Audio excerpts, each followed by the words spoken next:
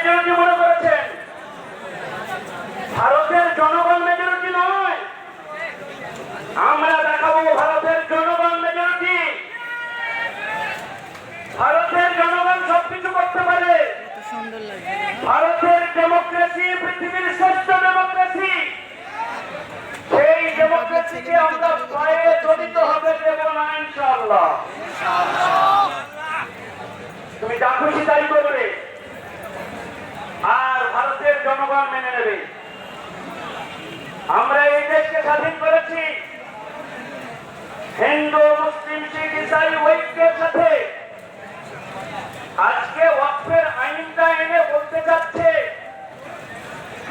যে তোমরা সব ভাগ ভাগ হয়ে যাও, মুসলমানদের সম্পত্তি নিচ্ছি। হিন্দু মুসলমানের ব্যাপার নয়। আরো আমাদের কিছু জায়গা থেকে রিপোর্ট এসছে, কোন কোন জায়গায় আমাদের ভাইয়েরা আন্দোলন করছিলেন।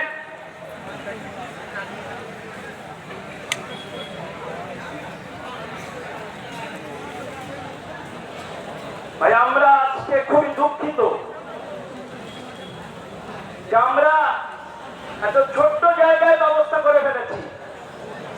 আজকে দরকার ছিল তো ব্রিগেডে। আগামী দিনে ব্রিগেডের জন্য তৈরি আছি আমরা ইনশাআল্লাহ।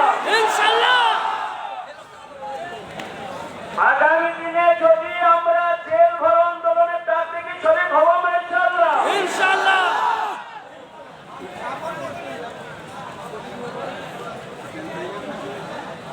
ভাই আমরাই শুধু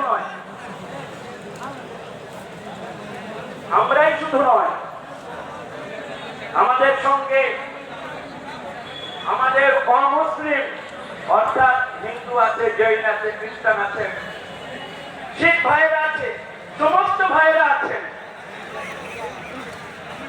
আজকে সামান্য কিছু মেজরিটি, কিছু মাত্র লোকসভার সদস্যদের আধিক্যের উপরে আইন পাস করার পরে তার ক্লিপ, তার রেকর্ড রাষ্ট্রপতি শোনেন যে কার কি মতামত আছে, কতটুকু লোকসভা রাজ্যসভার সদস্যদের মধ্যে ডিবেট চলেছে, কে সংবিধানের উপরে কথা বলেছে, আইনটা কতটুকু সংবিধান সিদ্ধ, অনেক কিছু বুঝে সুঝে নিয়ে তারপরে রাষ্ট্রপতি তাতে সই করেন। কিন্তু রাষ্ট্রপতি সঙ্গে সঙ্গে সই করে দিয়েছেন। রাষ্ট্রপতি সই করছেন, আর দাদারা মনে করছেন যে পার্লামেন্টের নিম্ন কক্ষ উচ্চ কক্ষ পাশ করার পরে রাষ্ট্রপতি সই করার পরে সঙ্গে সঙ্গে গেজেটও পাশ করে দিয়েছেন, আর মনে করছেন একদম ফেল্লা ফতে হয়ে গেছে। এইরকম কত